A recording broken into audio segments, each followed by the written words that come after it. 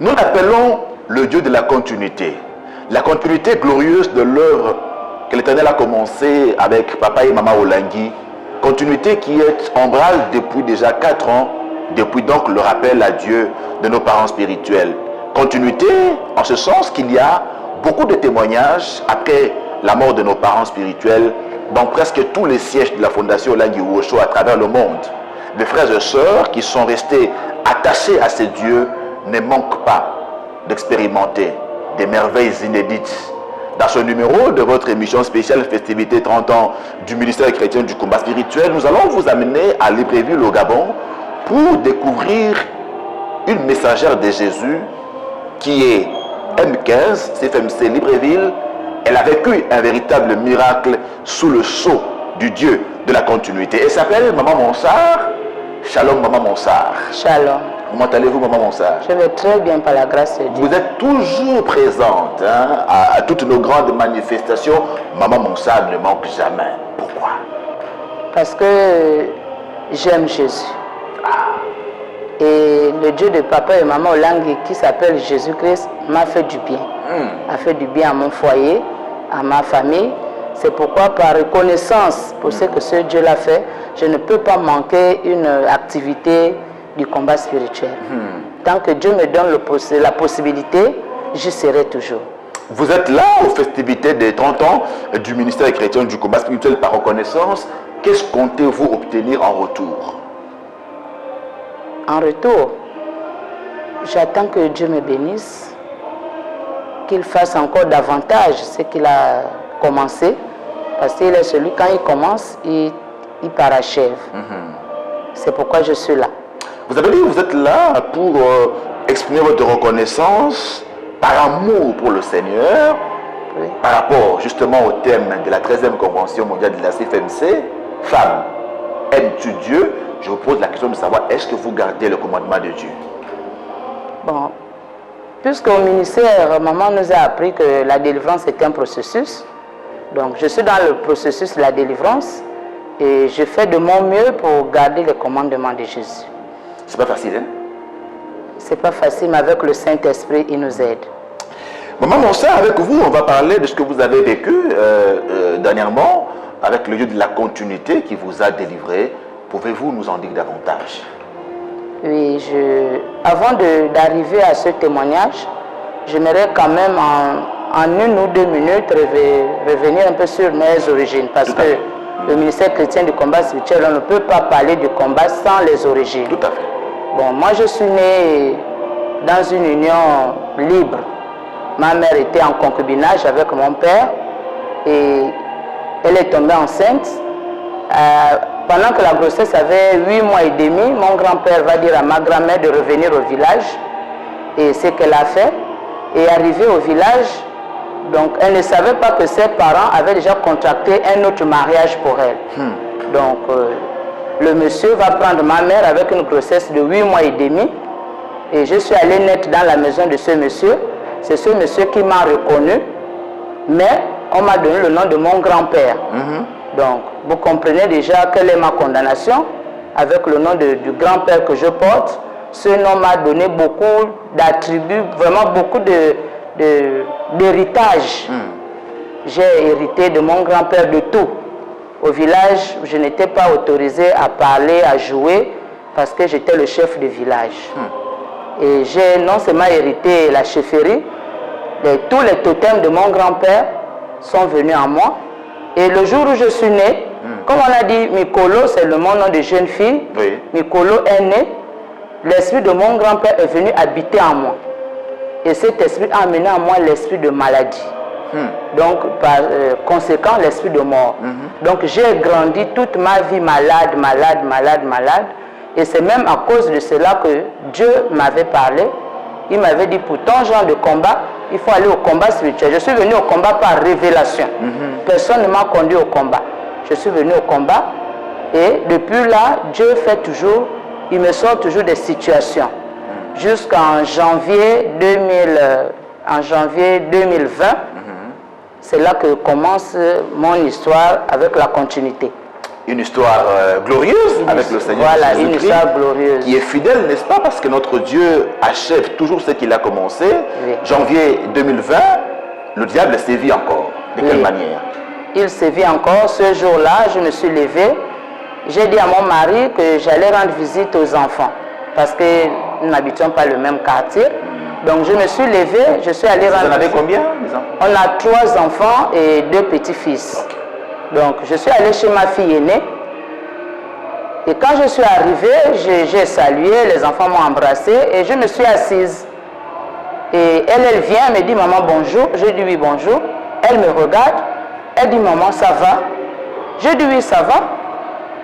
Elle dit, tu es sûre que ça va? Je dis oui, ça va, je me porte bien. Elle dit, ok, j'arrive. Elle allait dans sa chambre. Donc, quand elle allait dans sa chambre, elle allait consulter sur le net. Donc, mon visage était déjà déformé, je ne savais pas. Le visage était déjà un côté. Et quand elle va là-bas, elle découvre les signes de l'AVC. Elle me dit, maman, allons à l'hôpital. J'ai dit, pourquoi faire? Je suis venue rendre visite aux enfants. Elle me dit, maman, allons à l'hôpital. Et je me suis levée, nous sommes allés d'abord au dispensaire du quartier. Quand j'arrive là-bas, on me prend la tension, j'étais déjà à 25. Et les médecins commencent à s'agiter. Je demande à ma fille, mais pourquoi ils s'agitent comme ça autour de moi? Il dit, non, maman, reste calme. Elle ne m'a pas d'abord dit. Elle a dit, maman, reste calme. Je vois les médecins qui s'agitent, ils écrivent vite la lettre. Ils disent à ma fille, bon, on va vous transférer directement à l'hôpital, au CHU. Donc, l'hôpital universitaire. J'ai dit, mais j'ai quoi? Elle me dit, maman, reste calme. Et c'est comme ça qu'on arrive à l'hôpital. Quand on arrive au CHU, bien aimé, je vois tous les médecins qui s'agitent, on m'amène les chaises. On dit, mais vous marchez comment? Comment vous avez fait pour arriver jusqu'ici? J'ai dit, mais je suis venu avec mes 2 pieds, il y a un problème. Et le monsieur me dit, madame, peut-être vous ne savez pas, mais vous êtes en train de faire un AVC. J'ai dit, moi, un AVC? Mais je parle bien. Elle dit, mais vous n'avez pas vu votre visage. Votre visage est déjà déformé. Et c'est là que je prends conscience. J'ai dit, mais j'ai commencé seulement à prier. J'ai dit, Seigneur, souviens-toi de moi. Alléluia. Je ne suis pas venu voir mes enfants pour qu'elles m'accompagnent à l'hôpital pour que je meure. On nous a donné la chambre, on m'a hospitalisé. Et là, bien aimé, pendant 1 semaine, les choses sont allées de mal en pis. Et pendant cette semaine que j'étais à l'hôpital, je ne faisais que prier. Je n'avais que... Puisque pendant cette période-là, arrivait aussi le Covid. Donc, il y avait confinement. Comment je peux appeler les missionnaires? J'ai prié, mon mari est venu me trouver, nous avons prié. Dieu fait grâce, nous sommes sortis quand même. Après combien de temps? Après 1 semaine à l'hôpital, oui. Nous sommes sortis. Mais le visage était toujours déformé. On m'a donné le traitement à suivre à la maison, que je devais venir tous les matins vérifier la tension. Bien aimé, c'est comme si toute la destruction, les ténèbres avaient lâché toute la destruction. Dès que je suis sorti de l'hôpital, quand j'arrive à la maison, les choses se sont empirées. J'ai senti la déchéance dans mon corps. Je ne savais pas quoi expliquer. Je ne savais pas ce que je sentais dans mon corps. En tout cas, de la tête aux pieds, bien aimé, je tremblais de l'intérieur. Je ne sentais plus mes bras, je ne sentais plus mes pieds. Je n'avais que Dieu. C'est-à-dire que je ne dormais plus. Même quand les médecins m'ont dit, madame, vous ne devez pas être là où il y a le bruit, vous ne devez pas être là où il y a le... En tout cas, les enfants, tout ce qui est bruit, vous devez vous abstenir. J'ai dit, mais Seigneur, si moi je ne crie pas, comment je vais avoir la guérison? Moi, je suis habitué au combat spirituel. Pour prier, je dois crier, je dois bouger. Donc, il a dit, vous criez à l'Éternel, il va vous répondre. Amen. Et là, il y a un verset qui m'est venu à l'esprit.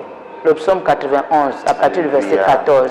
Puisqu'il m'aime, je le délivrerai. Alléluia. Puisqu'il connaît mon nom, je répondrai quand il me répond. Quand il m'invoquera, je le délivrerai de la détresse. C'est bien aimé, c'était mon verset d'appui. Je disais, Seigneur, tu m'as promis que tu vas me donner de longs jours. Tu m'as promis que tu vas me délivrer quand je vais t'invoquer. Ça, c'est quelle maladie? Bien aimé, le Seigneur est grand, qui avait fait que pendant cette période-là, à la télévision CVV, je bénis vraiment CVV, je bénis tous ceux qui travaillent à CVV. vous avez été une grande bénédiction pour moi et ma maison. Parce que, laissez-moi vous dire que mon mari et moi, nous habitons à deux maintenant. Tous les enfants ont grandi, il y en a qui sont à l'étranger, il y en a qui sont en ville. Donc nous sommes retournés bâtir notre maison de retraite à la campagne. Donc nous sommes seulement deux. Imaginez un peu deux personnes dans une maison dont l'autre vraiment ne fonctionne plus très bien. Mais le Dieu du combat a fait que pendant cette période, que CV fonctionne 24 heures sur 24. Avec les prières de 6-8, avec l'intercession des bien-aimés, les mamans pleureuses, il y avait une intercession continuelle sur le Covid. Ça continuait 24 heures sur 24. Donc, je me suis accroché. Je suis sorti du lit, j'ai mis le matin, la natte au salon. Donc, moi, c'était maintenant ça, ma vie. Je prie le matin, à midi, le soir, la nuit. On me dit, repose-toi. Mon mari me dit, mais on a dit, calme-toi. Je dis, je ne peux pas me calmer. Ça, c'est la mort. Maman Lang disait que quand elle est malade, elle se met debout. Moi, je me mets debout. Je commence à marcher dans toute la maison. Seigneur, délivre-moi. C'est pas ce que tu m'as promis. Je ne veux pas mourir. Entre-temps, nous avons appelé les missionnaires, papa et maman Ngolo. Ils m'ont beaucoup soutenu pendant cette période, au téléphone. Ils me donnaient, ils me suivaient au téléphone. Quand j'avais les révélations, je partageais. Il priait pour moi au téléphone, il m'expliquait et il me donnait des versets. Et c'est ce qui m'a soutenu pendant tout le long de l'année 2020. Bien aimé, ce n'était pas facile encore. Pourquoi? Parce que pendant cette même période, je vais perdre mes deux mamans, les seules que j'avais sur la terre. Parce que ma grand-mère n'a fait que 2 filles. Les 2 filles sont mortes pendant le mois de novembre 2020, en l'espace de 2 semaines. Donc vous comprenez que les ténèbres s'étaient levées dans ma famille. En fait, c'était moi qui étais ciblé. Mais quand je me suis levé dans la prière, parce qu'il y a eu des révélations, mais le temps ne nous permet pas. Donc quand je me suis levé dans la prière, vraiment l'ange de la mort est passé. Ils ont vu le sang de Jésus. Alléluia. Le sang de Jésus a parlé en ma faveur et ils sont allés directement cibler mes deux mamans. Donc, pendant que mes deux mamans meurent, moi, je commence à me rétablir. Je me rétablis et c'est comme ça que le Dieu du combat, bien aimé, m'a sorti d'un AVC où je n'ai pas eu de séquelles. Aujourd'hui, je crie, je marche, vous pouvez voir mon visage, il n'y a pas eu de séquelles. Le visage s'est redressé tout seul au fur et à mesure que je priais. Même le traitement que les Blancs m'ont donné, j'ai laissé. Moi, je ne prenais que le sang de Jésus tous les jours. Vous avez laissé le traitement? Oui, bien aimé, j'ai laissé le traitement. Je ne le conseille pas à tout le monde, c'est ça. Chacun selon sa foi. J'ai laissé le traitement. Vous n'avez pas pris un gros risque là, maman Monsa? Un gros risque, mais quand vous avez la révélation, il y a les maladies qui sont spirituelles, il y a les maladies qui sont physiques. Mais la Bible dit, à la fois, il faut ajouter la vertu. Oui, mais moi, j'avais la révélation déjà. La preuve, vous me voyez devant vous. Ça veut dire que la maladie était plus spirituelle que physique. Parce que quand je prenais le traitement de la tension, là, ça me rendait encore plus malade. Au lieu que je me sente bien, mais plus je prenais le médicament des Blancs, plus je me sentais mal. Je m'affaiblissais davantage. Et je me suis dit à moi-même, bon, quand moi je laisse le traitement là, je me sens bien. Même pour 2 jours, je me sens bien. Mais quand la peur commence à venir, oh, si tu as laissé, comment tu vas te sentir? Tu vas laisser, parce que le médecin me disait que madame, si vous faites encore une rechute là, ça va être irrécupérable. J'ai dit non, mais le traitement me rend plus malade.